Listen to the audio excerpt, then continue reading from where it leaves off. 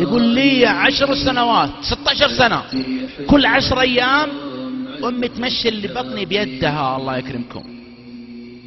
هذا الداعي عبد الله بن نعمة.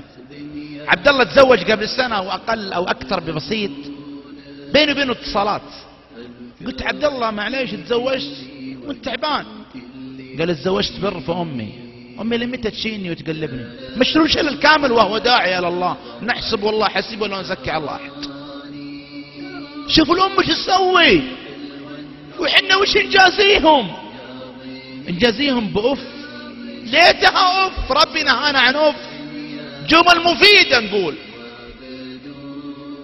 أحد الأقارب عقيد في دارة مكافحة المخدرات في جدة،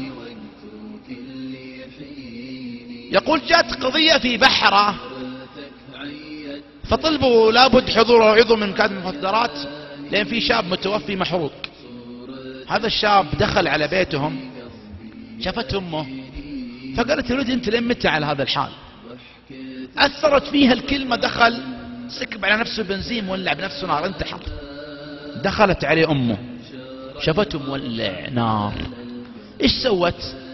دقت على الهلال الأحمر، دقت على الدفاع المدني أو الجيران، صارخت. والله ضمته مولع نار. ولسان حاله يقول نموت مع بعضنا أو نعيش مع بعضنا. الولد مات في الحال. الأم استأصلوا لها جميع الواجهة، كانت فيها حروق من الدرجة الثالثة وتوفت في أحد مستشفيات مكة رحمة الله عليها. هذه أم. أنت وأنا الآن جينا هنا، هل أمك راضية عنك؟ هل أبوك راضي عنك؟